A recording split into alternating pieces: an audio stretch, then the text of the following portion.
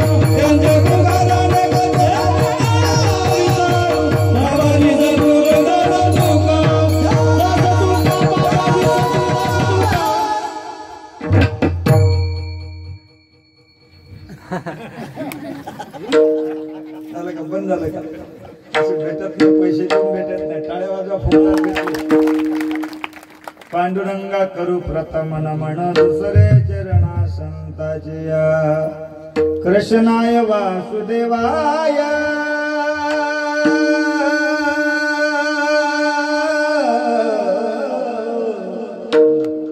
देवकी नंदनाय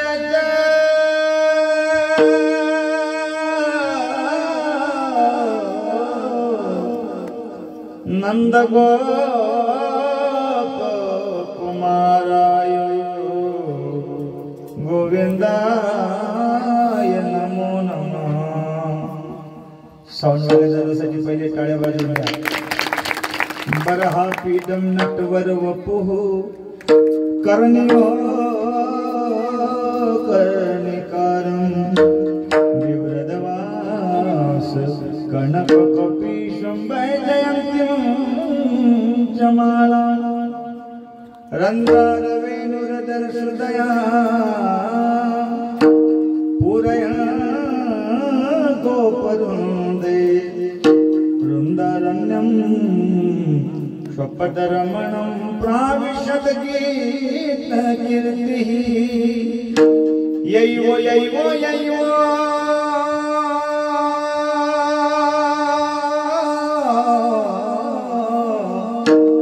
दावने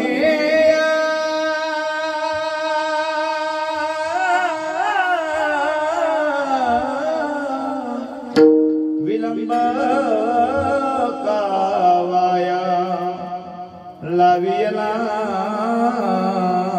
कृपाळे विठाबाई विश्वंभरे भवछेदिके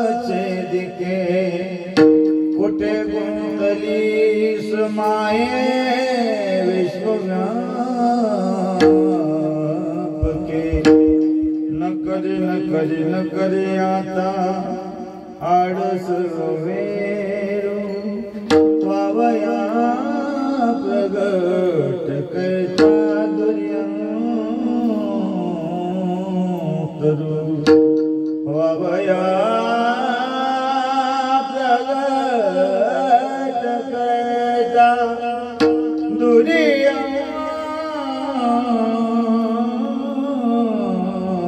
दुर्यंतरू की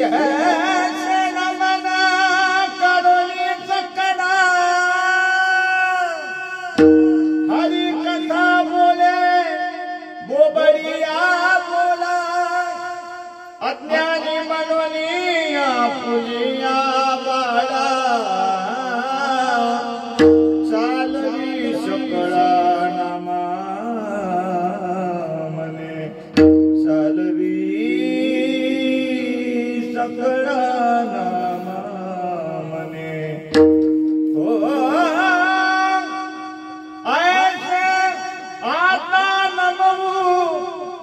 रंगभूमिका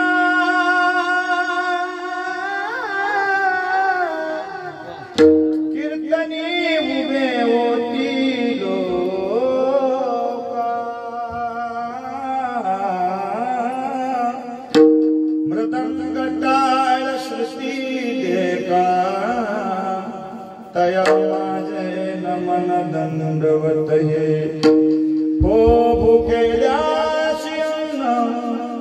सदा ने सिखाया भक्ता श्री तू धरी नित्य छाया चंदना परी बाबा चितमुनिकाया मानव रूपी औंदर्या देवराया तव रूप हृदयी करुणी दत्तमय नमो सद्गुरु बोधि बाबा नमन हे नमो सद्गुरु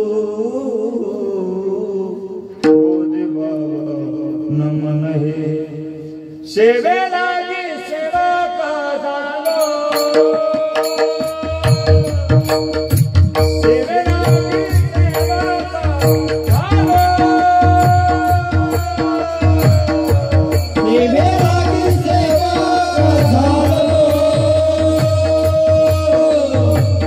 सेवे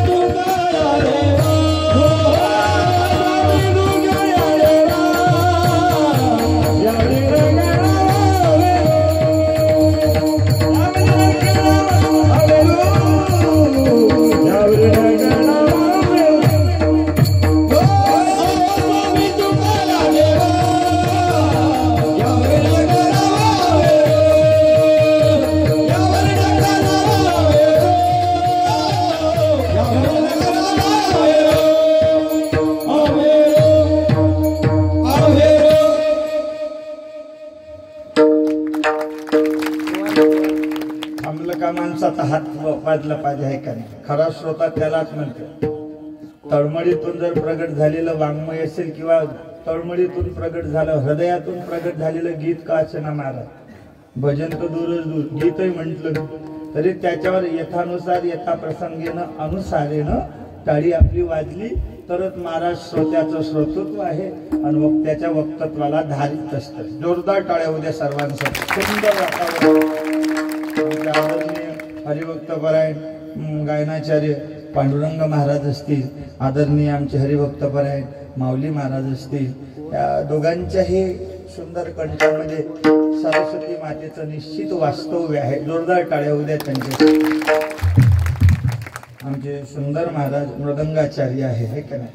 मी जर कीर्तनाला अभंगाला सुरुवात करण्याच्या आधी जर यांचं वर्णन करत असेल तर हे कसे असेल ते विचार आहे का नाही. निश्चित टाळी वाजली.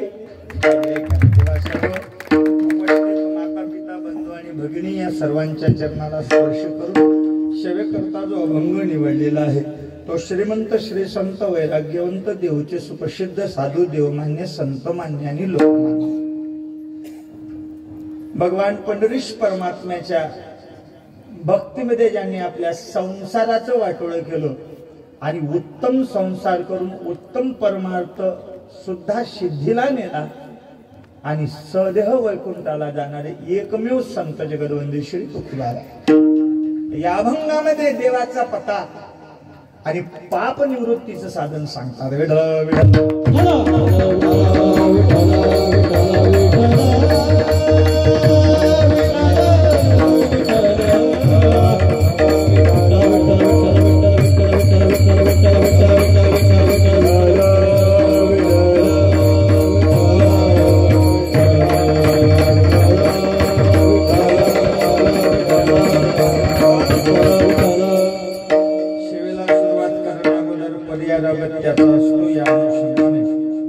दरवर्षीप्रमाणे याही वर्षी आपल्या या आरंभी गावामध्ये सुंदर भगवान भोलेनाथाच्या दरबारामध्ये अखंड हरिनाम सप्ताह तथा ग्रंथनाथ ज्ञानेश्वरी पारायण आणि भगवान कृष्ण परमात्म्याचं वाङ्मयीन स्वरूप असणारा जो ग्रंथ आहे, या ग्रंथाचं नाव श्रीमद भागवत महापुराण आहे. या भागवत महापुराणाकरता व्यास महर्षींनी आपली संपूर्ण जीवनाची तपश्चर्या खर्च करून महाराज जगाच्या उद्धारासाठी अप्रतिम अशा प्रकारचा सुंदर ग्रंथ महाराज निर्माण केला, जो वेदाचा परिपक्व अशा प्रकारचं फळ मानलं गेलं. ते भागवत महापुराण या ठिकाणी आपण श्रवण करत आहात. कथाकार आमचे हरिभक्तपरायण आदरणीय परममित्र आमचे बंधू गायनाचार्य, ज्यांचा संबंध महाराष्ट्रामध्ये व्याख्यानाच्या अनुषंगाने आणि गायनाच्या अनुषंगाने सुद्धा महाराज हातखंड आहे.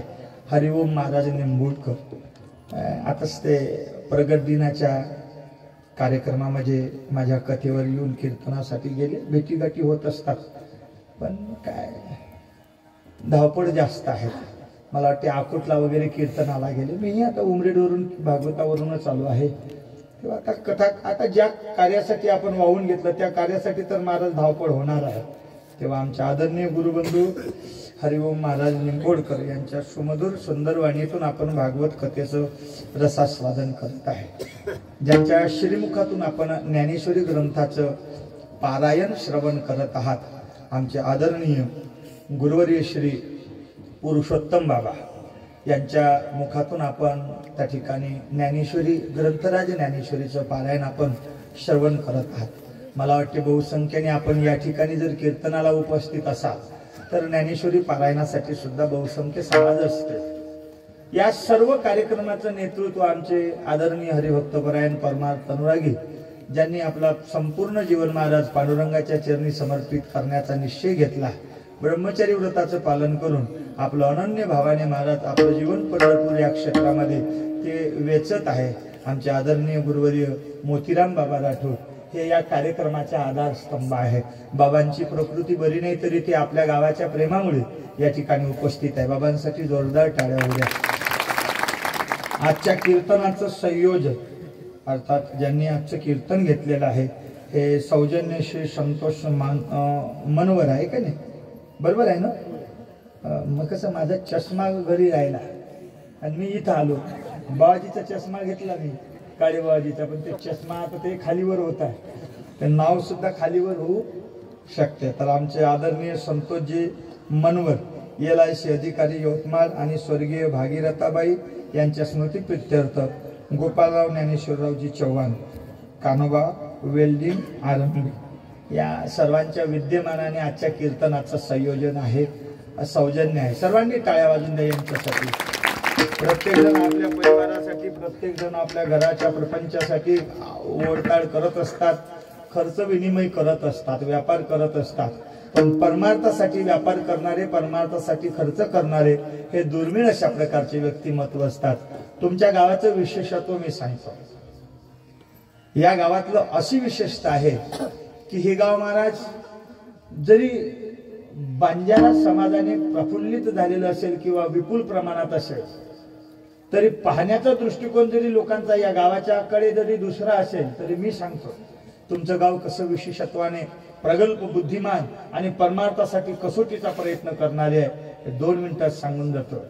लोक महाराज कीर्तनकाराचं कीर्तनाचं सौजन्य घेण्यासाठी 10 वेळा त्यांच्या घरी जावा, 10 लोकांच्या घरी जावा, तेव्हा महाराज एखादा व्यक्ती सौजन्यासाठी मोठ्या आग्रहाने आणि महाराज तळमळीने उभा होतो. तळमळ नसते, आग्रहाने महाराज जबरदस्तीने तो उभा करावा लागतो. तरी ते देताना म्हणते एवढ्यात भागणार नाही का. पण इथे मी मागल्या 3 वर्षाच्या आधी सुद्धा आलो, तर माझं कीर्तन झाल्याबरोबर कीर्तनातच लगेच महाराज 3 लोक कीर्तनासाठी माझ्या सौजन्यासाठी उठले. कपिल महाराजचं कीर्तन पुढच्या वर्षी तर माझ्याकडे. ही ताकद आहे तुमच्या गावाची. बरं, माझ्याच कीर्तनाचं सौजन्य यात नवल नाही. या ठिकाणी तबला वादक असल बुवाजी, त्याचंही सौजन्य कोणी एका व्यक्तीने घेतलं. या ठिकाणी पांडुरंग महाराजाचं सौजन्य एका व्यक्तीने घेतलं, माऊली महाराजाचं सौजन्य एका व्यक्तीने घेतलं, पप्पाच आमचे वादक मंडळी आहे त्यांचं सौजन्य एका, काळे महाराजाचं सौजन्य एका व्यक्तीनं, कीर्तनकाराचं सौजन्य, भागवतकाराचं सौजन्य एका व्यक्तीनं, बुवाजीचं सौजन्य एका बाईनं. बिलकुल महाराज प्रत्येक जण एवढे तयारीत आहे की परमार्थामध्ये आम्हाला कसा खारुताईचा वाटा प्राप्त करता येईल या प्रयत्नात तुमचं गाव आहे. म्हणून तुमची ही फार मोठी विशेषता आहे. भगवान परमात्मा तुमच्या जीवनात परमार्थासाठी अशी तळमळ अति वाढो ही देवाच्या चरणी प्रार्थना करतो आणि तुमचा प्रवास परमार्थमय हो ही देवाच्या चरणी प्रार्थना करून या ठिकाणी कीर्तन सुरुवात करतो. कीर्तनासाठी उपस्थित सर्व भाविक मंडळी आहेत, त्यापेक्षा सर्वात महत्वाचं जे स्थान आहे आमच्या चोपदार बाबासाठी, दोन्ही चोपदार बाबासाठी टाळ्या वाजून द्या. मला तर वाटते तुम्ही कुठून आणली का काय की पकडून. ऐकाने एवढे सुंदर महाराज, अंगांगातनी महाराज त्यांच्या नृत्य भिनलेलं आहे. ऐकाने थाप वाजल्याबरोबर महाराज थरथरच करते, जसं काही नटरंग मधलेच होईल का काय. नटरंग पाहिलात का तुम्ही. ऐकाने तसंच वाटते. आनंद आहे. हा परमार्थात महाराज नाचलंच पाहिजे. गायनाची पुढे आपुली या छंदे मनाच्या आनंदे आवडीने. सुंदर बाबा, मी तुमचा धन्यवाद करतो. बाबासाठी जोरदार टाळ्या होत्या. आमचे सर्व ज्येष्ठ श्रेष्ठ गुरुबंधू मंडळी, पितृतुल्य मंडळी, आमचे आदरणीय हरिभक्त परायण गुरुजी, गुरुजी सुद्धा, बुबळे गुरुजी सुद्धा या ठिकाणी आपल्या परिवारासहित, आपल्या या लेकरासहित महाराज या ठिकाणी उपस्थित आहे. गुरुजींचं जोरदार टाळ्या वाजून स्वागत करा. आमचे वकील बंधू सुद्धा या ठिकाणी उपस्थित आहे. आमचे काळे महाराज आहे, आमचे आदरणीय हरिभक्त परायण कैलास महाराज सुद्धा या ठिकाणी आहे. आमचे विनेकरी बाबा आहे. सर्व टाळकरी मंडळीच्या चरणी नतमस्तक होतो आणि कीर्तन याच ठिकाणी सुरू करतो.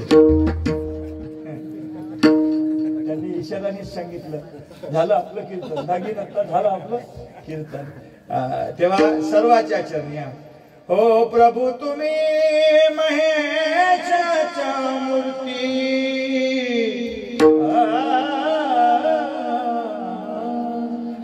तुम्ही सर्व देवाच्या ईश्वराचं अंश या अनुषंगाने तुमच्या चरणाला स्पर्श करतो आणि लगेच कीर्तनाला सुरुवात करतो.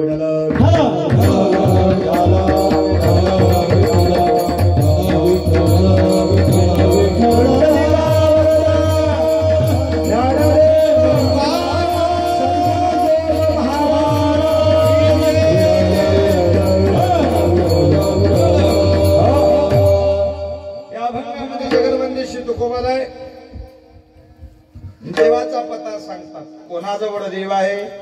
ऐसा ज्याचा अनुभव विश्वदेव सत्यत्वे। महाराज म्हणतात या विश्वालाच कोणी देवाच्या रूपाने, या विश्वालाच कोणी सत्याच्या रूपाने जर अनुभवत केलं, अर्थात अनुभव आपल्या अंगाला तो बांधला की हे ईश्वरच म्हणजे देव आहे, हे ईश्वरच म्हणजे सत्य आहे, किंवा सत्यच ईश्वराच्या रूपाने किंवा ईश्वरच या जगाच्या रूपाने अवतरणित झालेला आहे, हा ज्याचा अनुभव आहे त्याच्याजवळ देव आहे। देव तया जवळी असे। मग देव त्याच्या जवळ असल्यानंतर काय सांगितलं तर पुढच्या उत्तरार्धात पाप निवृत्तीचा पता सांगितला। पापनाचे दर्शने, कोणाच्या दर्शने? देवाच्या नाही, त्याच्या दर्शने, ज्याच्यामध्ये असा अनुभव आहे की हे देवच विश्वाच्या रूपाने अवतीर्ण झालेला आहे, किंवा विश्वच देवाच्या रूपाने अवतीर्ण झालेला आहे, किंवा देव आणि विश्व सत्याच्या रूपाने अवतीर्ण झालेला आहे, असा ज्याचा अनुभव आहे। पापनाशे दर्शने, एकदा का त्याचं दर्शन झालं, त्याच्या दर्शनाने पाप जाते। आणि काय परिणाम होते महाराज? जगदवंदी तुकोबाराय सांगतात, ज्या पापाचं मूळ आहे काम, ज्या पापाचं मूळ आहे क्रोध, ज्या पतनाला नेण्याला कारणीभूत जे दोन विकार आहे ते विकार आपल्यावर चाली करत नाही। काम क्रोधा नाही चाली, भूती झाली समोता। आणि सर्व भूतामध्ये समिष्टीचा भाव, अर्थात जे जे भेटी जे सकड, जे जे भूत भेटतील ते सर्व देवाचे रूप आहे, असा भाव ज्याचा होतो। देव तया जवळी असे। आणि मग महाराज काय होतंय की जे पतनाला कारणीभूत अशा प्रकारचा भेद असतो, वाद असतो, तो संपूर्ण भेद आणि वाद महाराज खंडून गेल्याशिवाय राहत नाही का? कारण देव तया जवळी असे, पापनाशे दर्शने। विठ्ठल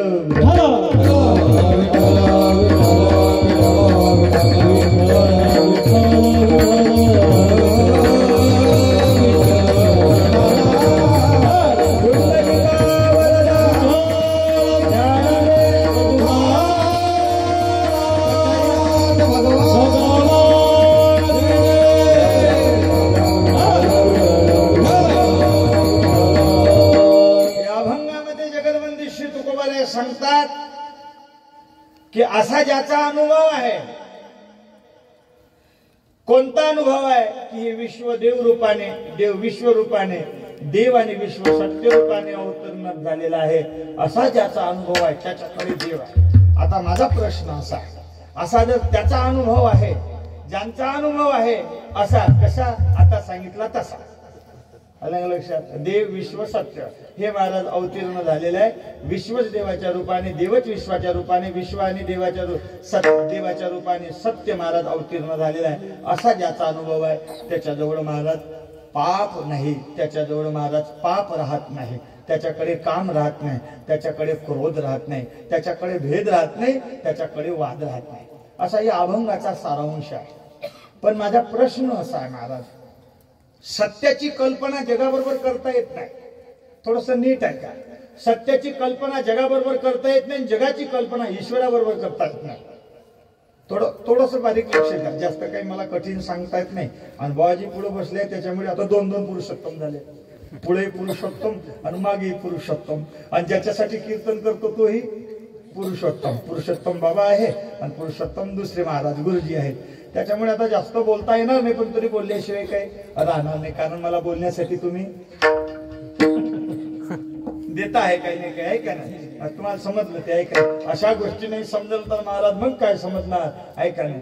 तेव्हा देवाची कल्पना, ईश्वराची कल्पना जगाबरोबर करता येत नाही, आणि जगाबरोबर सत्याची सत्य तर महाराज त्या ठिकाणी जगताबरोबर देव आणि जगत याची तुलना करता येत नाही, कारण जगामध्ये आणि ईश्वरामध्ये भेद, भयंकर भेद सांगितला आहे। कारण देवाचं जर स्वरूप सांगतो म्हटलं तर भागवताच्या पहिल्या श्लोकामध्ये महाराजांनी सांगितलं, सच्चिदानंद रूपाय विश्वोत्पत्त्यादि हेतवे तापत्रय विनाशाय श्रीकृष्णाय वयम नमः। भगवान परमात्मा सत्य आहे, भगवान परमात्मा आनंद रूप आहे, आणि भगवान परमात्मा चिद रूप आहे। चिद म्हणजे व्यापक, आनंद म्हणजे आनंद, आणि सत्य म्हणजे सत्य, ज्याचा तीनही काळात नाश होत नाही असा सत्य असणारा भगवान परमात्मा। आणि संसार हा कल्पित आहे, संसार हा कल्पित आहे, वास्तव नाही आहे। वास्तव भगवान वास्तवं वस्तु मात्र शिवदम तापत्रयोन मूलनम,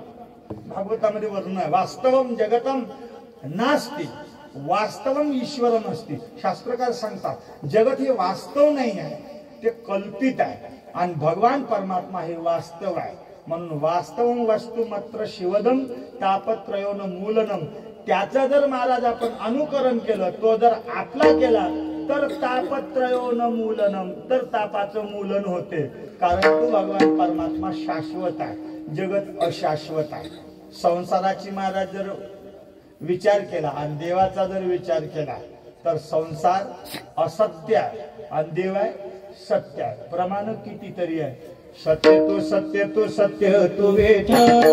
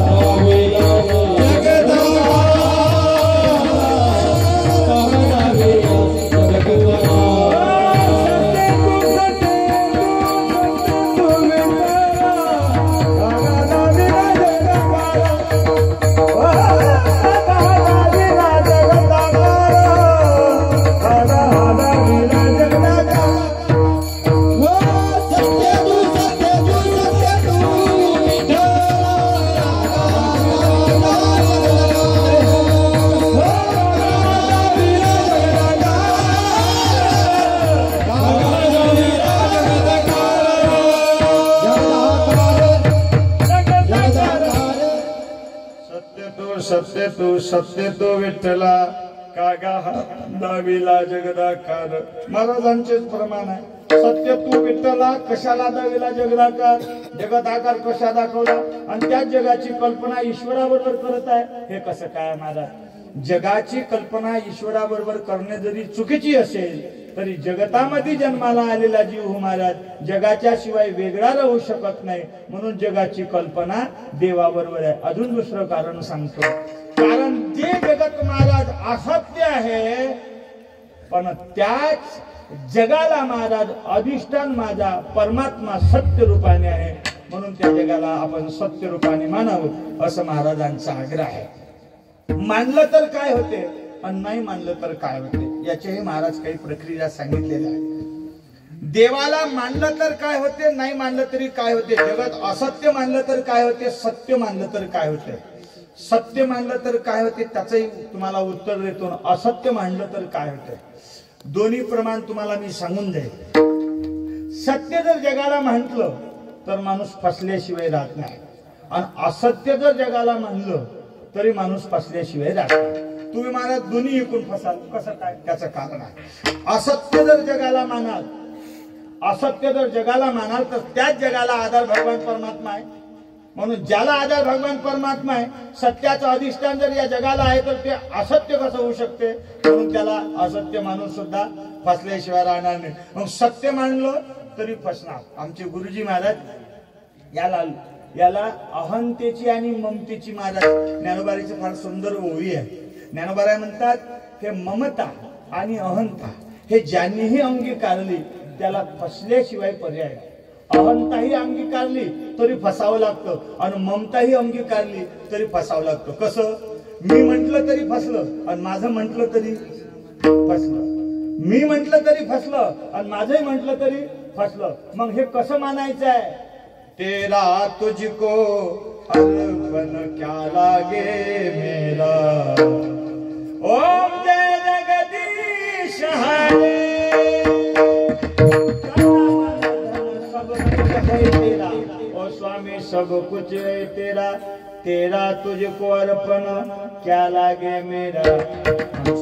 परम पूजनीय गुरुवर्य शांती ब्रह्मपुरेकर बाबा दृष्टांत सांगायचंय कीर्तनकार मोठ्या आवडीने सांगतात जगत सत्य आहे, जगत मिथ्या आहे, जगत मिथ्या आहे.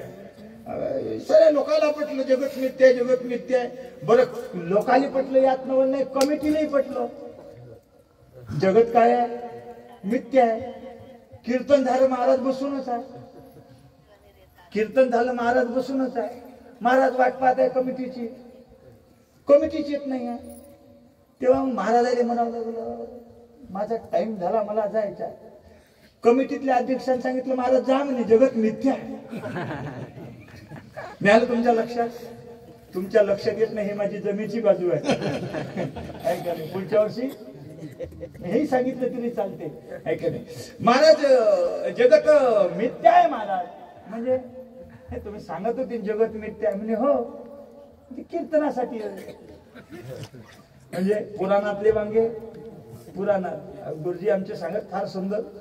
कीर्तनकारांनी सांगितलं, ते भागवतकारांनी सांगितलं म्हणे वांग्याचं धुपट लागलं तर स्वर्गातून चाललेलं विमान इंद्राचं खाली पडलं.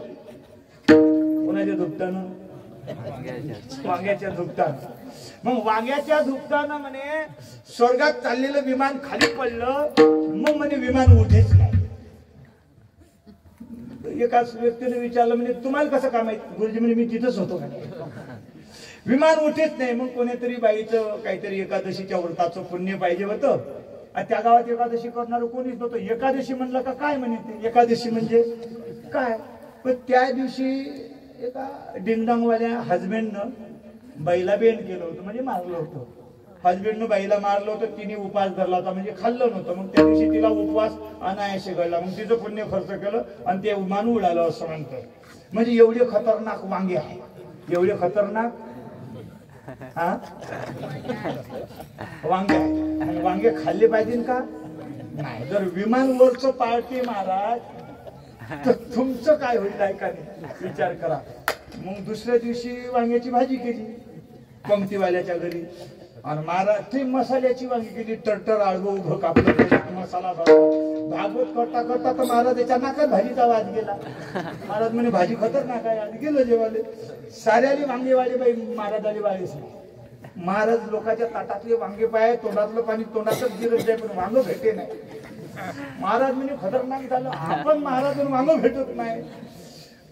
बाई आली पुन्हा, बाई आली पुन्हा त्या तटातुडून वांगे वाळे, पण महाराजाला वाढत नाही. महाराज म्हणे बाई तू वांग नाही वाढत आहे. ते म्हणे महाराज तुम्हीच सांगितलं होतं विमान खाली पळते. मग ते एवढं खतरनाक आहे, तो वांग खाऊ नये तुम्ही सांगितलं म्हणे. ते म्हणे भागवतच सांगितलं, इथं सांगितलं का? इथं वाढ असं अर्थात गुरुजी सांगत. तुलसी बाबा त्या ठिकाणी महाराज पुढे पुढे पळत आहे. पळत असताना सजनानं त्या ठिकाणी एक पुत्र मागा लागलेला आहे. कबीरजी महाराजांचा फार सुंदर दोहा आहे. पळत असताना सजनानं पुत्र त्या ठिकाणी मागे लागते म्हणून संत महात्मा पळत आहे. आणि संत महात्मा पळत आहे त्यावेळेस महाराज काही लोकांनी विचारलं बोले बाबा जगत मिथ्या है, आप ही ने तो बताया था. अगर जगत मिथ्या है तो आप क्यों भागते? ये कुत्ता तो काटने दो, शरीर भी मिथ्या है. तेव्हा संत सांगतात हे जगत मिथ्या इथपर्यंत जरी ठीक असेल तरी मात्र त्या ठिकाणी माझं पळणं ही महाराज मिथ्या आहे. विठाला विठाला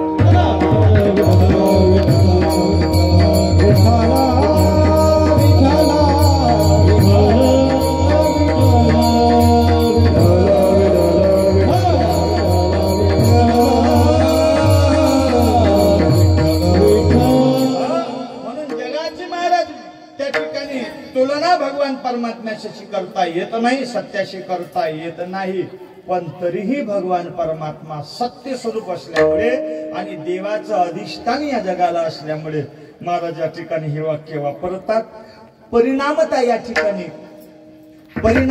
ठिकाणी जीवाचा उत्कर्ष कसा होतो या अभंगामध्ये सिद्ध करून देतात. विठ्ठला विठ्ठला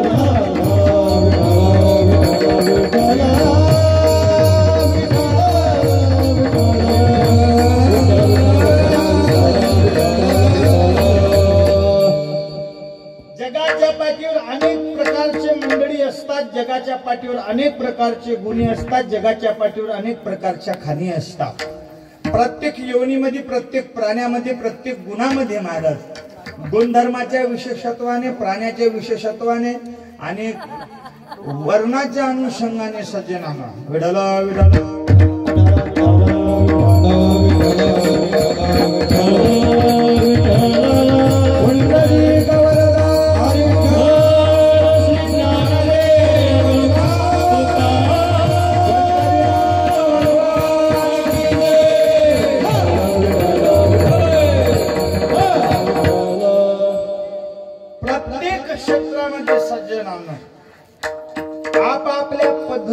आपापल्या प्रकाराने आपापल्या शक्तीने सामंजस्यपणाने प्रत्येक क्षेत्रात महाराज एक एक भूमिका एकाची असते।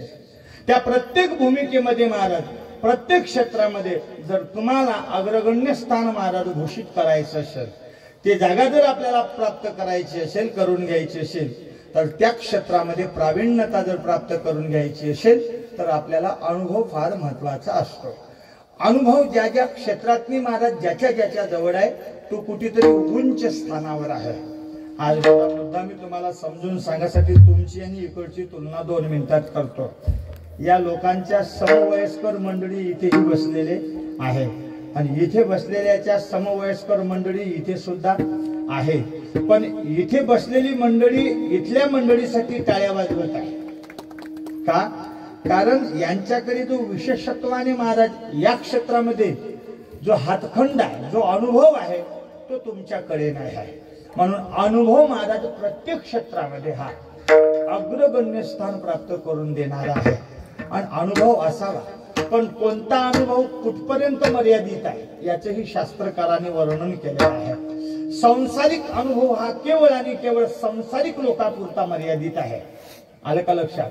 परमार्थिक अनुभव हा संसारिकापुरताही आणि परमार्थिकापुरताही महाराज त्या ठिकाणी मर्यादित नाही तर अमर्यादित आहे। म्हणून परमार्थामध्ये आपला अनुभव सांगणे उचित आहे आणि संसारामध्ये आपला अनुभव सांगणे अनुचित आहे। संसारातला अनुभव सांगूही नाही आणि सांगण्यासारखाही नसते। आमचे गुरुजी प्रेमाने नेहमी विनोदाने सांगायचे, काय म्हणे एका जणाचं भांडण होत होतं। काय होत होतं? तुमच्या गावात नसेल होत आहे ना? एका जणाचं भांडण होत होतं। भांडण होत होतं तर ते एक नवीन जोडपं होतं, नवीन लग्न झालं होतं। ते नवीन लग्न झाल्यामुळे मग ते बायको सुंदर भेटली, पण बिचारी ते रोज सकाळी भांडण करायची, सकाळपासून संध्याकाळपर्यंत भांडणं चालायचे, शिवी गाडी चालायची, हातरस्त झाला। पण त्याच्या शेजारी 60 आणि 70चं एक जोडपं होतं। 60 आणि 70चं रिटायरमेंट झालं। त्यांच्या घरात रोज सकाळपासून हसण्याचा कार्यक्रम सुरू व्हायचा तर दुसऱ्या सकाळपर्यंत। या तरुण पोराने विचार केला, म्हणले राजा हा अनुभव किती सुंदर जोडपं आहे। त्या बाईले म्हणले तू आधी खरोखर निष्ठी भांडतच राहते, भांडकुदडे, त्यांचा आदर्श घे काहीतरी जरा, त्यांचा आदर्श घे। म्हणजे तू नाही घेत, मीच जाऊन विचारून येतो बाबाला। मग बाबाकडे, बाबा काय रे बाळा? म्हणे बाबा तुम्ही सकाळपासून हसत्या तर संध्याकाळपर्यंत, आणि तुमची बाई संध्याकाळपासून हसते तर सकाळपर्यंत। आमच्या घरी सकाळपासून संध्याकाळपर्यंत भांडण असते। तुमच्या हसण्याचं रहस्य काय आहे? बाबा म्हणे न सांगितलेलं बरं आहे। म्हणजे काहीच नाही म्हणे, माझ्या XYZ म्हणजे धर्मपत्नीला जर माझा राग आला तर ते काही शिवी देत नाही, ते काही जास्त बोलत नाही। समजा तिला जर राग आला आणि ती जर त्या टायमातनी पोळ्या वगैरे करत असली, बेलणं वगैरे तिच्या जर हाती असला,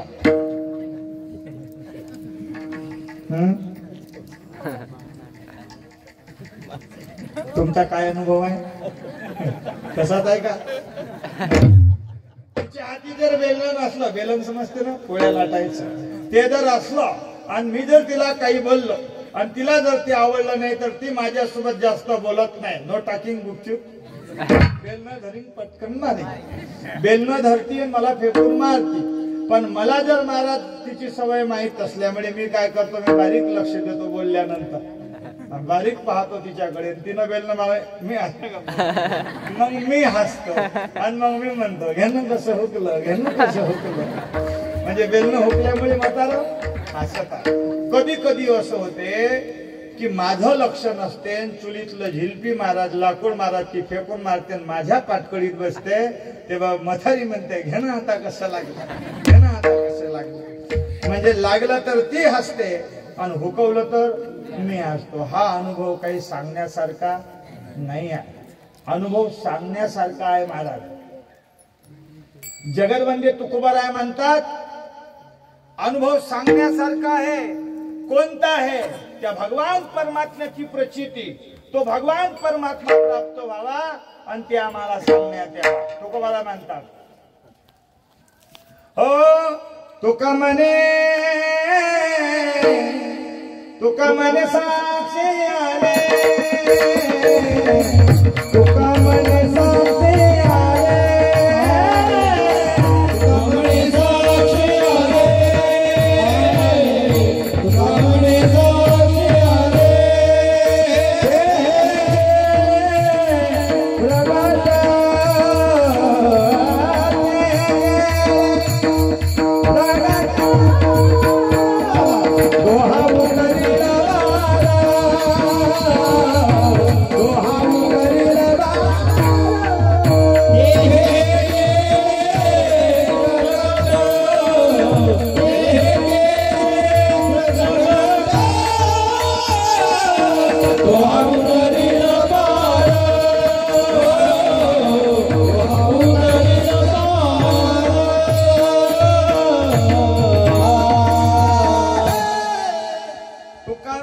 साक्षी आले, हे केले प्रगट. तुकोबाराय म्हणतात तो भगवान परमात्मा मला साक्षी आला, तो भगवान परमात्मा मला प्रगट झाला आणि तो मी प्रगट केल्यामुळे, तो मला साक्षीला आल्यामुळे मला त्याचा अनुभव आला, मला त्याचा स्वभाव कळला, मला त्याचं स्वरूप कळलं आणि तो मी महाराज जगातला भगवान परमात्म्याचा जो प्रागट्यीकरणाचा आनंद आहे तो जगाच्या पुढे मांडला. हा आनंद जगाला सांगण्यासारखा आहे. हा आपल्या घरचा आनंद सांगण्यासारखा नाही, संसाराचा सांगण्यासारखा नाही. अर्थात प्रत्येक क्षेत्रामध्ये अनुभव हा फार सुंदर असतो, अनुभव फार महत्वाचा असतो. आमचे गुरुजी सांगतात परमार्थातही अनुभव पाहिजे आणि संसारातही अनुभव पाहिजे. परमार्थ ही अनुभवाशिवाय सिद्धीला जात नाही आणि संसारही अनुभवाशिवाय सिद्धीला जात नाही. कारण परमार्थ नव्हे लेकुराच्या गोष्टी, तेथे पाहिजे पोटी अनुताप.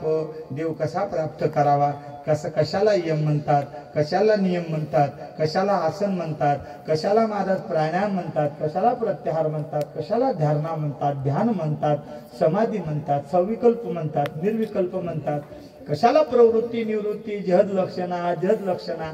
आम्हाला हे महाराज अनुभवाशिवाय कळणार नाही आणि अनुभव आल्याशिवाय महाराज त्या ठिकाणी यथार्थाचा सुद्धा प्राप्त होणार नाही. म्हणून जीवनामध्ये अनुभव पाहिजे. क्षेत्र कोणतंही असो, परमार्थिक क्षेत्रही असलं तरी अनुभव पाहिजे आणि सांसारिक क्षेत्र असेल तरीही अनुभव पाहिजे. अनुभवाशिवाय महाराज त्या ठिकाणी जीवनाला यथार्थता प्राप्त होत नाही. अरे परमार्थ तर दूर दूर राहिला, संसार सुद्धा महाराज अनुभवाशिवाय सिद्धीला जात नाही. म्हणून म्हातारे माणसाची एक मन आहे, तुमच्या इकडे आहे का नाही आहे? आता माझा यवतमाळ जिल्हाच असल्यामुळे आमच्या इकडे आहे, तुमच्या इकडे आहे का? तुम्ही यवतमाळ जिल्ह्यातलेच आहेत का? नाही, काही काही. आता मी तिकडं वर्धा जिल्ह्याचा आहे, झालो का नाही? आता माझी कर्मभूमी वर्धा जिल्हा झाली, त्याच्यामुळे कधी कधी भागाभागाची जिल्ह्याची पद्धत वेगळी असते. आता आमच्या वर्धा जिल्ह्यातनी माणसं मेल्यावर जाळते, तुमच्या इकडं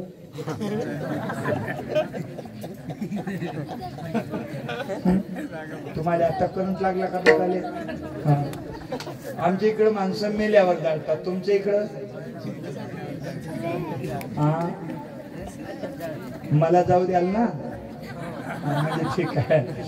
मोठी विचित्र परिस्थिती आहे मला जाय का नाही.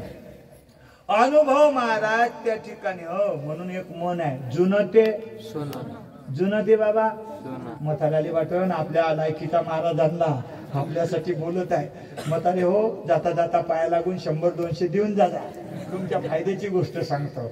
जुनं ते सोनं. आणि बऱ्याच मंडळी आता या मोबाईलच्या संगणकाच्या काळामध्ये युगामध्ये म्हातारे माणसाला किंमत राहिली नाही. पण तुम्हाला सांगू का, जे सोनं ते सोनं आणि पितळ ते पितळ. आजचे पोरं किती मोबाईल मध्ये बोटं लावून महाराज कोणत्याही प्रश्नाचं उत्तर देत असेल तरी मी छाती ठोकून सांगतो, एखादा म्हातारा उभं करा आणि त्याने एखादा प्रश्न विचारू द्या आणि त्याचं उत्तर तुम्ही सांगून द्या, कीर्तनाचं पाकिट तुम्हाला देऊन टाकीन, नोटा मी घेऊन जाईन घरी. आलं ध्यानात. मी उदाहरण सांगून देतो. एका बस स्टँडवर एक म्हातारं बसलं होतं एसटीची वाट पाहत आणि तिथंच एक तरुण पोरगा आला, तिथं ते बसलं वाट पाहत. एसटीले टाइम होता म्हणून म्हाताऱ्यानं चंची काढली, त्याच्यातली डब्बी काढून तंबाखू चोळायला लागला. कोण? म्हातारा. मग हे जवान पोऱ्या सुद्धा तिथे आलं आणि हे आलं, यानं मग बिस्टाल काढले. कोणाले? जवान आले आणि ते बिस्टाल काढून म्हाताऱ्याच्या तोंडावर धुवा मारते. बुढ म्हणते मी तंबाखू खाताय, तू बिस्टाल पिताय, तू तुझं कर मी माझं करतो. हे धुपट काली फेकतो म्हणे माझ्या तोंडावर. ते म्हणे काय बसले म्हणे बाजी तंबाखू घेऊन, संगणकाचा युगाला जर असा सुधरा म्हणे, त्याच्यातही तंबाखू याच्यातही तंबाखू, पण मी तंबाखूचा धुवा फेकून तुम्ही तोंडात ठेवता म्हणे. अरे तू किती काही झालं तरी माझ्या पुढं नाही आहे. ते म्हणे बाजी काय गोष्ट करता हो, काही बोलता का म्हणे. कुठे चालले म्हणे तुम्ही? आरामबिले चाललो म्हणे. कशासाठी हो? कीर्तना म्हणे कपिले महाराजचं म्हणे. मग मी तिथंच चाललो म्हणे बाजी. मग म्हणे एसटी हल्टिंग राहिली म्हणे शेवटची आणि तिला आहे म्हणे अर्धा घंटा टाइम. बरं म्हणे मग काही इच्छा आहे म्हणे बाजी म्हणे काही हरकत नाही म्हणे, जात आहे म्हणे. आता मग तू बसला तर काहीतरी करमणुकीचं साधन. त्या म्हणे भेंड्या खेळू म्हणे आपण, भेंड्या. काय म्हणे? भेंड्या. तर ते म्हणे भेंड्या वावरात लागायच्या आहे, ते खेळायचं कसं काय? ते म्हणे ते नाही म्हणे, भेंड्या म्हणजे एकानं प्रश्न विचारायचा आणि त्यानं उत्तर द्यायचं. तर बुढा म्हणे म्हातारा म्हणे पाय बा म्हणे मी आहे म्हणे 60च्या वरचा, मला दिली म्हणे शासनानं सुट्टी, मी आहे म्हणे रिटायर, आपण आहे म्हणे रिटायर, तर आपल्याला एसटीत बी अर्धी तिकीट आहे म्हणे. प्रश्न उच्चार म्हणे पण खाली हाताने विचारायचे नाही म्हणे. प्रश्नाचं जर उत्तर आलं नाही तर त्याने पैसे जमा करायचे म्हणे. या पोऱ्याले वाटलं बुड्याजवळचे बुड्याला येऊन काय येणार आहे, लावा होय. तर ते म्हणे काय हरकत नाही बाबाजी म्हणे, आपण 100 रुपयाची होल्ड लावू म्हणे. बुडा म्हणे हरकत नाही, 100ची लाव, पण मी रिटायर झालो तर मला हाफ तिकीट आहे ना म्हणे. नाही समजलं का? तू 100 देत जा म्हणे, हरला तर मी 50 देईन म्हणे, कारण मला शासनानं सवलत दिली म्हणे 50%. या पोऱ्याला वाटलं 50ही कुठून येते, 2-3 बिस्टाल होते. म्हणून यांनी सांगितलं म्हणे बाजी काही हरकत नाही, तुम्ही हरले तर मला 50 द्यायचं आणि मी हरलो तुम्हाला 100 देईल. मग म्हणे बाबाजी विचारू का म्हणे प्रश्न. बुडा म्हणे असं कसं काय, 50% आरक्षण मला दिलं तू विचारतो का म्हणे. प्रश्न मी विचारीन म्हणे. याला वाटलं विचारून विचारून काय प्रश्न विचारणार आहे, आणि किती मोठा कठीण प्रश्न विचारला तरी मोबाईल कायच्यासाठी आहे, 2 मिनिटातच मारा. आता लय सोपं झालं प्रश्नाचं उत्तर. पण बुढं मोठं हुशार होतं. बुड्यानं सांगितलं आहे प्रश्न नंबर 1, 2 मुंडक्यावाला, 3 पंखावाला, 4 पायावाला, 5 शेपटावाला असा पक्षी कोणता. पोराले येस नाही. पोरानं मोबाईल काढला, बटन दाबलं, ते सर्व नाव लिहिलं. जसं नाव लिहिलं मोबाईलही हँग झाला, मोबाईलने प्रश्न जड झाला. ते म्हणजे मोबाईल मध्ये असा प्रश्न नाही, मोबाईलच बंद पडलं. याला वाटलं आता हे कणारनं बंद पडलं, आता कोणाला विचारा. कणारनं ते बंद पडलं, आता कोणाला विचारावं. पोरग म्हणे आता सोय नाही. पोरग म्हणे बाबाजी उत्तर येत नाही. ते म्हणे 100. त्यानं 2 50च्या काढल्या. पोऱ्यानं म्हाताऱ्याजवळ दिल्या आणि म्हाताऱ्यानं खिशात ठेवल्या. म्हणे बाबाजी आता मी विचारतो प्रश्न. मी विचार म्हणे प्रश्न. बुड्याला माहिती आहे यानं किती प्रश्न विचारले तरी आपल्याला द्यायचे किती आहे, 50. बुडा म्हणे विचार प्रश्न. आता याला वाटलं आपल्याला तर याचं उत्तर येतच नाही या प्रश्नाचं, म्हाताऱ्याला येत असेल, कमीत कमी माहिती तरी करून घ्या. मग याने विचारलं बाबाजी एक काम करा, 2 मुंडक्यावाला, 3 पंखावाला, 4 पायावाला, 5 शेपटीवाला पक्षी कोणता तुम्ही द्या म्हणे. सांगून बुडा म्हणे मला नाही म्हणे माहिती. हे घे तुझे 50. बुड्यानं चंची भरली, झटकलं महाराज आपला पिछवाला निघला. त्या पुराणामध्ये बाबाजी एसटी ते तूच जा म्हणे, माझ्या रोजचा धंदा आहे म्हणजे. नाही समजलं, जुनं ते सोनं आहे महाराज. म्हणून परमार्थाची कसोटी महाराज भगवान परमात्म्याच्या भक्तीशिवाय नाही आहे. भगवान परमात्म्याच्या प्रेमाशिवाय नाही आहे, भगवान परमात्म्याच्या अनुषंगाने वैराग्य धारण केल्याशिवाय नाही आहे, आणि भगवान परमात्म्याच्या अनुषंगाने ज्ञान संपादन केल्याशिवाय महाराज त्या ठिकाणी नाही आहे. म्हणून परमार्थ कसोटीचा जर करायचा असेल, परमार्थाला जर धार लागावी अशी वाटत असेल, तर भक्ती, ज्ञान, वैराग्य आणि प्रेम या चारही गोष्टीशिवाय महाराज तुम्हाला परमार्थामध्ये सन्मान मिळणार नाही. जगदवंदी तुकोबाराय सांगतात, जर जीवनामध्ये तुम्हाला काही करायचं असेल, देवाकडे संकल्पना जरी करायचं असेल, तर भक्तीशिवाय महाराज, ज्ञानाशिवाय, प्रेमाशिवाय महाराज संकल्पनाच नाही आहे. सिद्धीलाच तो परमार्थ जात नाही. विडाला विडाला विडाला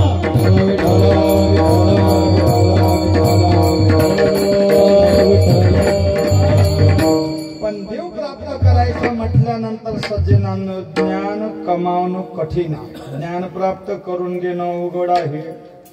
योग मार्ग सूक्ष्म आहे, कर्म मार्ग दुष्कर आहे, पण एक मार्ग सोपा आहे, भक्ती पंथ बहु सोपा. पुण्य नागवे या पापा. म्हणून ज्ञान महाराज किती अवघड आहे, बोलाचंच काम नाही. जिथे महाराज योग्याचे योगी महाराज चांगदेव सुद्धा महाराज थकले आणि दाशी पुत्र झालो मुक्ताईचा, ऐकाने.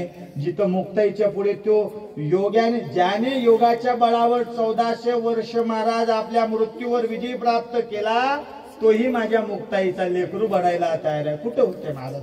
ज्ञानेश्वरी सारखं ज्ञान, ज्ञानेश्वर महाराजांसारखं प्रगल्भ बुद्धिमत्ता. अरे ज्यांनी रेड्याला ऋग्वेदासारखा महाराज वेद बोलण्याकरता महाराज त्या ठिकाणी आज्ञा केली, त्यानं तो ऋग्वेद बोलावा, अशी ज्याची बुद्धिमत्ता, अशी ज्याची ज्ञानाची सखोल महाराज खोली असेल, त्या ज्ञानोबाला कोणी मानायला तयार नाही. आलं का ध्यानात? ते आपल्याजवळ तर एवढं ज्ञान आहे महाराज.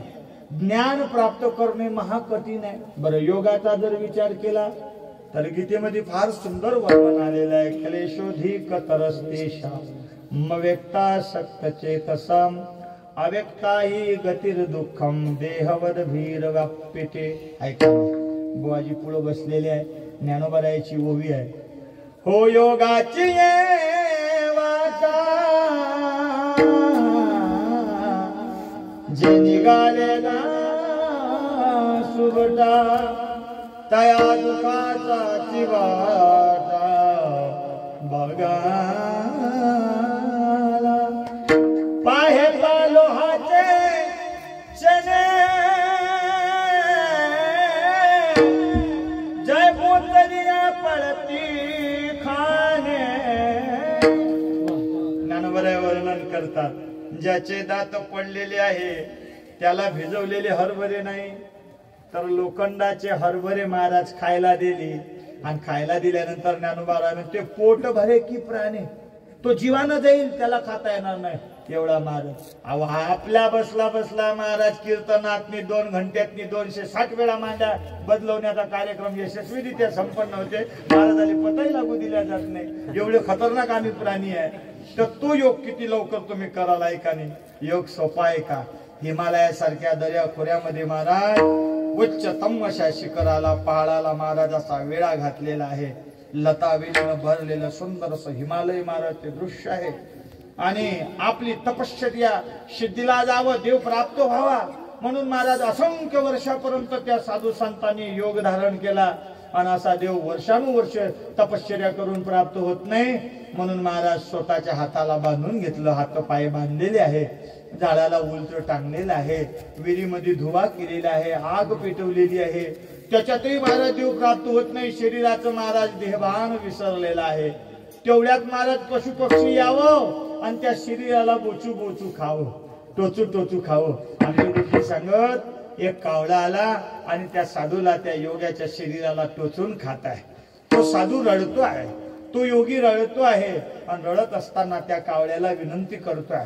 तो कावळा खातोय म्हणून रडतो आहे असं नाही, तर त्या कावळ्याला जे मनोगत साधू सांगतोय ते फार महत्वाचं आहे. योग किती कठीण आहे सांगतो. हो कागा कागा सबतना खयो चुन चुन खयो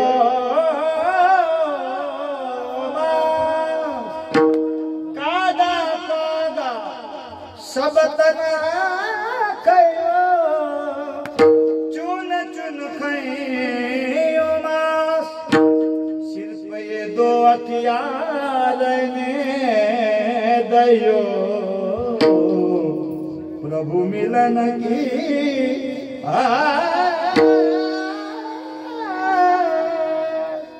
आज सर्व माझं शरीर कावड्या टोचू टोचू खाऊन घे फक्त माझे दोन डोळे राहू दे कावड्या कावड्यानं विचारलं का कारण त्या डोळ्यानं मला ईश्वराचं दर्शन होणार आहे एवढा कठीण योग आहे माझा एवढा कठीण योग आहे आजीले समजलं बरं झालं ऐकाने आजी तुझ्यासाठी धन्यवाद नाही ऐकाने माझ्या मम्मीला समजलं मग महाराज एवढी तपश्चर्या आपल्याकडनं होणार नाही मग ज्ञान गेलो तपस्या योग गेला कर्म मार्ग तर महाराज तुकोबारा म्हणतात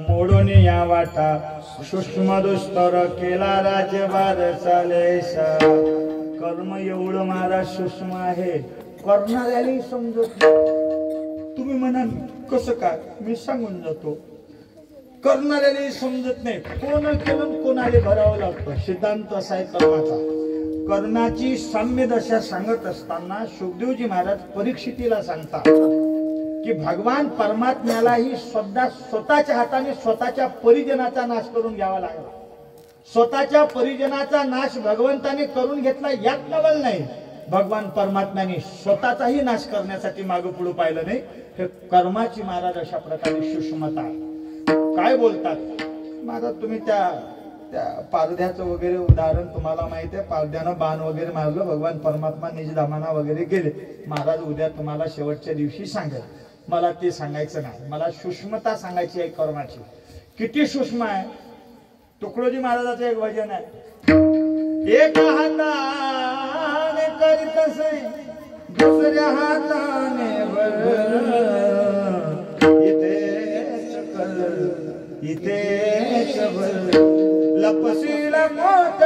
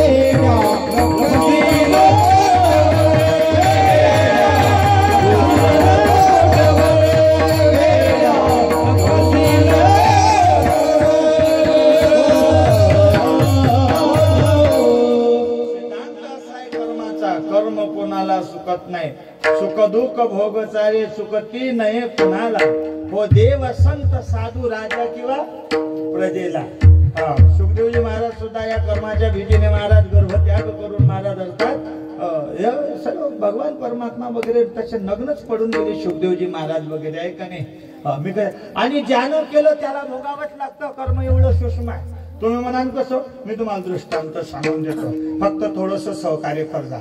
होले हो नाहीली नाही लावला, तुम्हाला देणं नाही मला, फक्त होले हो लावला. एक सदग्रस्त रस्त्यानं चालत होता. सदग्रस्त रस्त्यानं चालत होता. योगायोगाने एक महाराज शेत लागलं. शेतामध्ये सुंदर महाराज रसरशीत गोड गोड पिकलेले पिवळे पिवळे धम्म झालेले आंबे लागलेले आंब्याचं झाड दिसलं.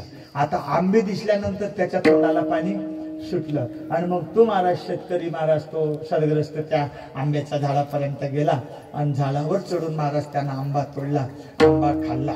आणि महाराज मग तिकडून शेतकरी वगैरे आला आणि शेतकऱ्याच्या हाती दांडा वगैरे होता. तुमच्या इकडे काय म्हणते त्याला, काठी वगैरे होती आणि त्यानं पाठीवर हाणले, त्याने पाठीवर मारला.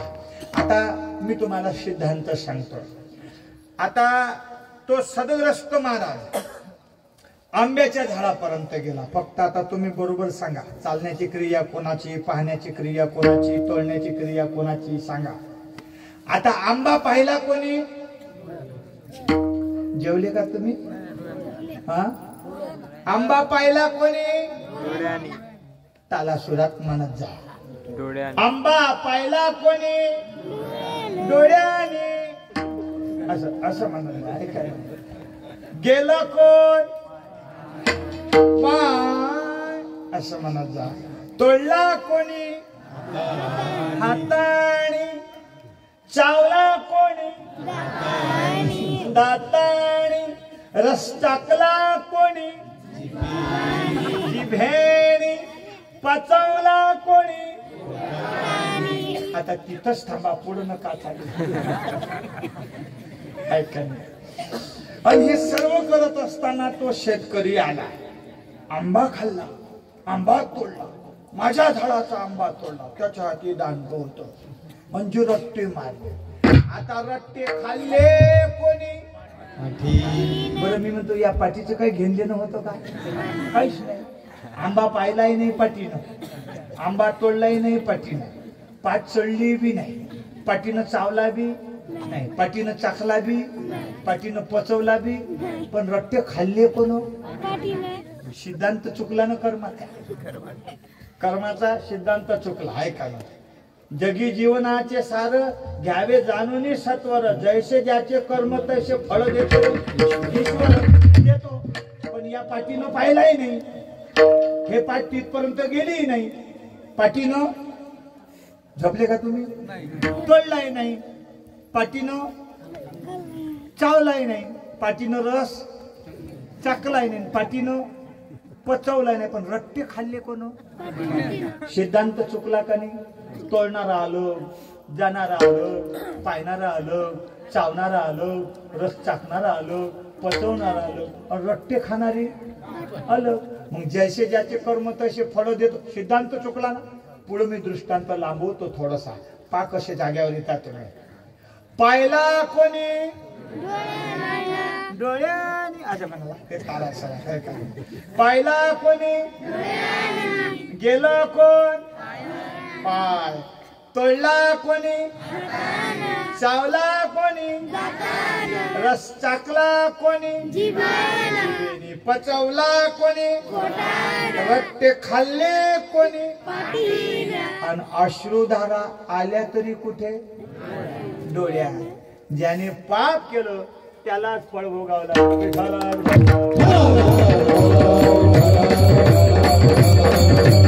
कर्माची गती न्यारी आहे, म्हणून कर्म मार्ग ही दुष्कर आहे, ज्ञान मार्ग कठीण आहे, योग मार्ग तर अति कठीण आहे. मग ज्ञानोबाराय तुकोबारायांनी विचार केला, सर्वात सोपा मार्ग कोणता, म्हणे भक्ती पर्यंत बहु सोपा, भक्ती मार्ग सोपा आहे. मग आता भक्ती म्हणजे कशाला म्हणतात, आम्हाला भक्ती नाही समजली. आमची भक्ती तर एवढी खतरनाक आहे महाराज का आमच्या देवघरातून देव पळायला लागले, देवपाठातले देव रिकामे झाले, देवपाठ खणखण खणखण गोपाल. कारण आमच्या भक्तीले पाहून देवानं जागा खाली केल्या, रिकाम्या जागा भरा, काही मजा नाही राहिली महाराज. त्या एका बाईची पूजा पाहिली महाराज. मी भागवताला गेलो होतो, तिच्याच घरी मुक्काम होता. आणि त्याच्या घरात देवही कुठून येते का महाराज? भल्ले देव महाराज, 100 देव होते तिच्या घरी. मी मोजू परेशान झालो, पण देव मोजताच नाही. आणली किती, गेली जत्रेले का आणला देव, गेली जत्रेले का आणला देव. त्या देवपाटात जागा नाही आहे, त्याची भांडणं होऊ राहिले. ते साहेब म्हणे माझी जागा केवढ्याची बा. मला सांगा कोणाच्या घरात कोणाला ठेवता येईल का काळी बाजी? नाही जमत ना महाराज. ते तिकडं बरं, त्याच्यात परिस्थिती एवढी खतरनाक. शिर्डीला गेली, साईबाबा घेऊन आली, सबका आली की ते ठेवलं. आळंदीला गेली, ज्ञानेश्वर महाराज बिचारे डोळे लावून बसले. ते डोळेवाले बोले तर केवढ्याची ऐका. त्याच्यात महाराज तुळजा भवानीने गेली, भवानीत घेऊन आली, तिच्या हाती तलवार. काय ताल आहे महाराज, ती तलवार घेऊन बसली. तिच्या पुढे होते गणपती बाप्पा, तलवार लागते. तेवढ्यात कुठून दुर्बुद्धी सुटली, शेगावलीच गेली. शेगावली गेली, गजानन बाबा घेऊन आली. आणि जसे गजानन बाबा देवपाटात आले, साऱ्या बाया तुटून पळाल्या. देवपाटातल्या शारदाबाई, दुर्गाबाई सब पळाले महाराज.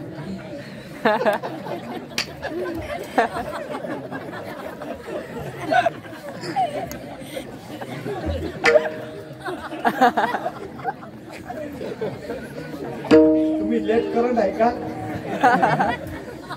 काहीतरी लिखा हे का भक्ती खरी मला कळत नाही बाहेर, याला भक्ती म्हणावं का महाराज? आणि मग बरं बा, तुम्हाला जेवायचं असलं तर 2 पोळ्या, वरण, भाजी, खिचडी जे असेल ते सर्व ताटात असतं. ए मम्मी खोट्या बोल नका, इमानदारीनं बोल जा. देवाले नैवेद्य कोण कोण दाखवते हो? मा 1 उभी भाजी, 2 3 4 5 आणि बाकीच्या काय पुरात मी सोडायचा होय का नाही?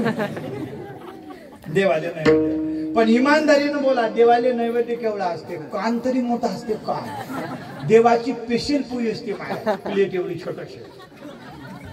त्याच्यात मग भाताचे 2 दाणे असं, त्याच्यात वरणाची 1 डाळी आणि वांग्याच्या जर फोड्या असल्या तर बियात पिळून टाकते. भजी जर केले असले बुवा तर कांदा तेलेनं माल इकडं असते. काय महाराज देव देव म्हणे सटवे एवढी तू खाते, मला एवढंच देते ऐका. बरं त्याच्यात एवढी भयानक असते महाराज. ही जर देव धुवाले बसली का नाही तर देव असं लट लट लट लट घाबरते महाराज. 100 देव महाराज आणि एवढी गंगा धरलं का देव उलटी करतो, खर खर खर खर खर. ते कोणाच्या डोंगळ्याला काट लागते तर कोणाच्या पाट्या देव ओरडायला लागले महाराज. एवढी खतरनाक भक्ती. आणि मग त्याच्यात थंडीच्या दिवसात थंड थंड गार पाणी टाकते देवाच्या आम्हाला. आणि अशी चढते जसे का आंब्याचा रस करू राहिले. आणि मग ते काय गायचं, त्याला काय वेगळा रुमाल असते का देव बुझाले? हेच आपल्या शेमळानं भरलेली साडी अशी ते घेते, त्याच्यातच देव टाकले का कट्ट कट्ट कट्ट कट्ट. कोणाचा डोळा त्या साडीत अडकून जाते तर कोणाचा नाकाचा शेदाच गायब होते. काय तालाय महाराज. आणि मग ते देव असे पुष्पाच केले का अशी थापट टुपट देवात ठेवते. वावरात जात असते, भाकरी बांधलेली असते, कच अशी ते उघडते, काय म्हणते त्याला गणगोळी. आणि ते असंच घेते, कोणाच्या नाकात चाललं, कोणाच्या डोळ्यात चाललं, कोणाच्या कानात चाललं. काय महाराज भक्तीवर. हे तर बरी पण हिचे लेकर किती खतरनाक. हिच्या जीवावर आलं. हे म्हणे पिंट्या काय म्हणले, बाबू आजच्या दिवस पूजा कर नाही बाबू. ते म्हणे मामी 5 रुपये देता का? याची पूजा 5 रुपयाची, 5 रुपये देतं का सांग. त्यामुळे काही हरकत नाही, 5 नाही 10 घे, पण देवाची पूजा साजरी करतो. ते म्हणे माय तू येतले होय म्हणे, मी काय काळजी करू नको, देव बी विचारात पडन म्हणे. आणि खरंच देव विचारातच पडले महाराज. पोट्यानेही विचार केला. आपली आई म्हणे गोंगाळात नेहमी धुवायला लावते म्हणे यायले अंग. म्हणे कोणाच्या अंगाले पाणी लागते, कोणाच्या टोंगाया उघड्या राहते, कोणाची पाठ उघडी राहते म्हणे. हे कोणते अंगोळ म्हणे. आपल्या घरी देवाने एवढी मोठी वीर दिलेली आहे म्हणे, ते वीर कोण्या दिवशी कामी येईल म्हणे. पोरानं धरलं बकेटीत 6 देव टाकले. आणि देवाले सांगितलंय बा म्हणे आपल्याजवळ अर्धा घंटा टाइम आहे, बाळाचं कीर्तन संपलं का बाल्टीत येऊन बसा. जो बाल्टी खिराडीवर सोडली, घर करतो खाली सोडली ना, आपटली बाल्टी. सारे देव महाराज लागले पोणी ज्याले पोहता येतो ते पोह राहिले, ज्याले पोहतो देवर पोट्या गणपती गेलं. 15-20 मिनिटात झाले. चला कार्यक्रम आटोपला तुमचा, बसा बकेटीत. बकेट टाकली, हलवली. ज्याले पोहून होते ते बसले आणि ज्याले पोहून होते ते दबले खाली. त्यानं बकेट उलटी शिडी केली, बाहेर काढली आणि मांडली विहिरीच्या काठावर. आणि देव पाहिले महाराज असं कापड घेतला त्याच्यावर टाकले. रडायलाच लागला. आई पिट्ट्या काय झालं? झाली पूजा? आता कायची पूजा? आता काय पूजा नाही? हा पूजा नाही. कोण रे? आई म्हणे आपल्या दोघांच्या भक्तीले देव कटळले. कसं काय? आता म्हणे आपल्याला वर्षभर पूजा करा. वर्षभर पूजा नाही. काय झालं रे? काही झालं नाही. 25 देवाला आत्महत्या केली. किती देवानं? 100 टाकले होते. 100च वापस निघले. 25 मेले म्हणे आपल्याला कटाळून. एकाचं सुतूक म्हणे 13 दिवस. एकाचं सुतूक 13 गुणीला 25 करा. फक्त वर्षाले 5-10 दिवसच खाली राहायचे. तूही मोकळी मी मोकळा म्हणे. म्हटलं हे भक्ती वे काम आहे आपली. अशी जर भक्ती कराल महाराज, भक्ती सोपी आहे पण अशी जर असाल तर भक्ती महाराज ज्ञानोबाला सांगतात भक्तीचं वर्म आहे. मी पहिलेच बोलता बोललो जे जे भेटी जे भूता ते ते मानी जे भगवान.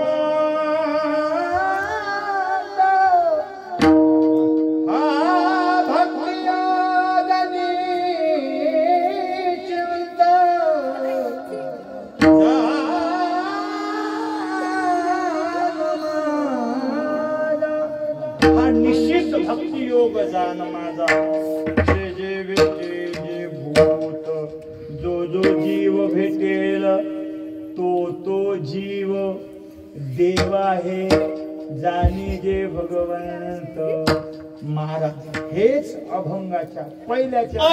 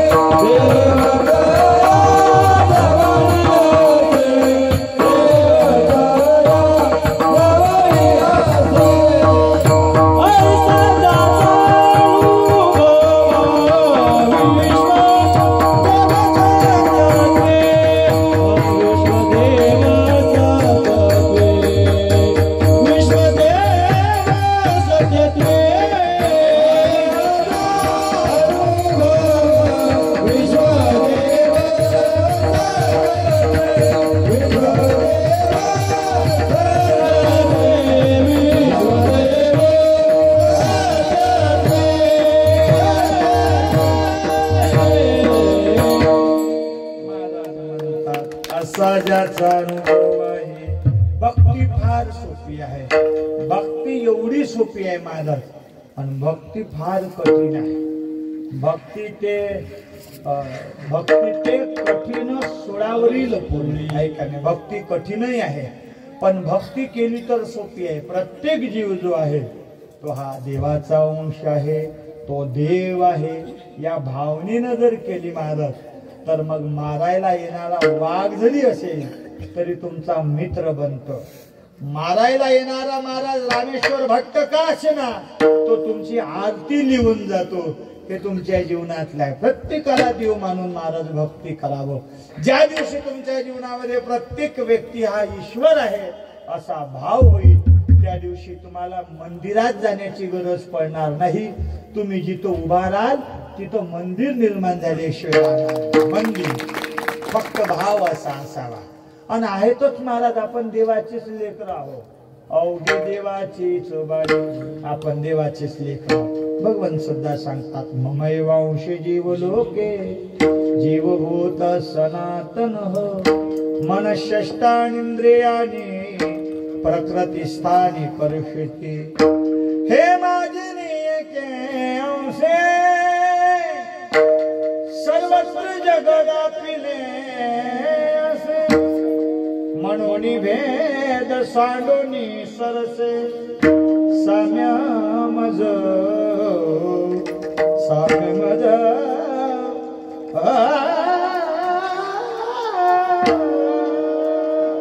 अर्जुन आला देव सांगतात, अरे मी तू पण जाऊ दे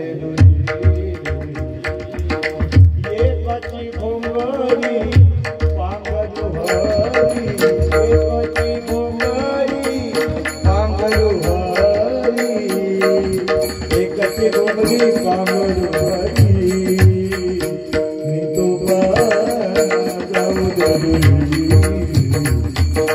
मी तू पण जाऊ दे.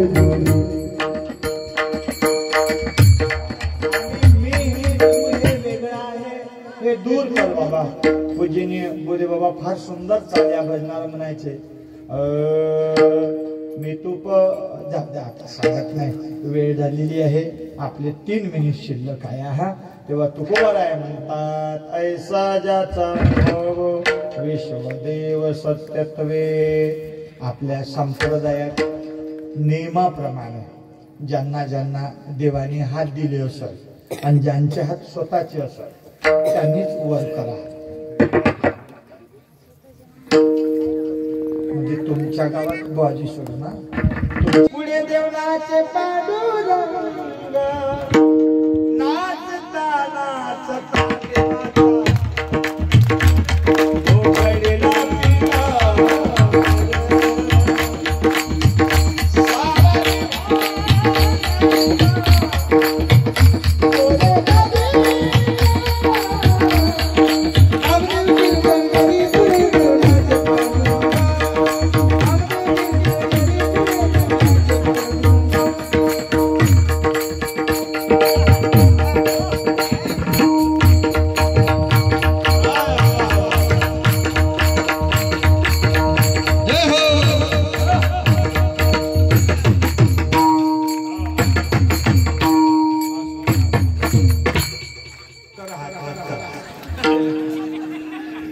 कीर्तनात टाळ्या वाजवण्याचे बरेच फायदे आहेत. त्याच्यातले 2 सांगतो, जास्त सांगत नाही. तू फक्त पायापूर कर.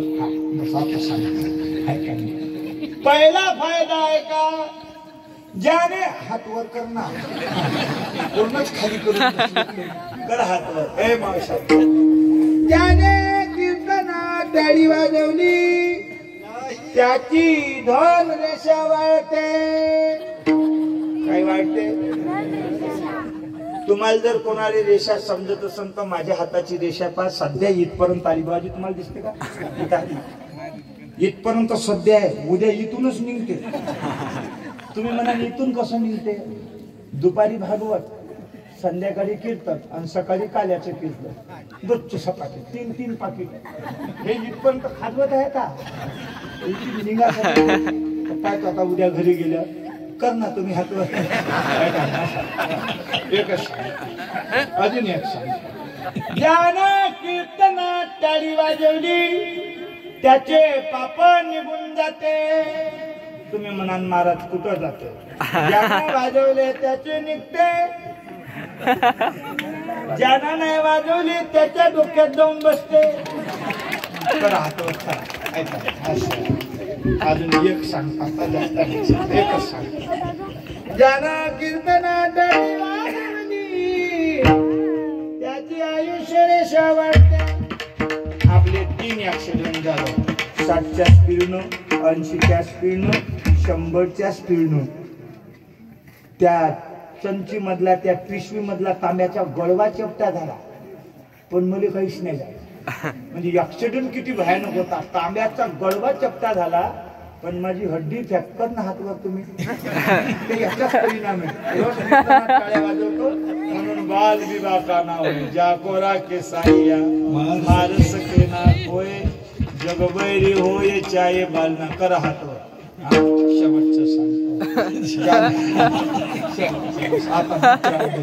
बाजी थकले राजा. बाजी जर कीर्तनात नसते आले तर मी तुम्हाला अजून सांगितलं असता देवातला देव धरू करणं हातवर. बाजी बसलाय नाही सांगा. आता वाजवल्याचं सांगितलं. आता ज्यानं नाही वाजवलं त्याचं काय होते? ज्यानं कीर्तनात येऊन टाळी नाही वाजवली त्याले पुढच्या जन्मात नागपूर पुणे रेल्वे मध्ये साडी घालून टाळी वाजवायला. कशी देणार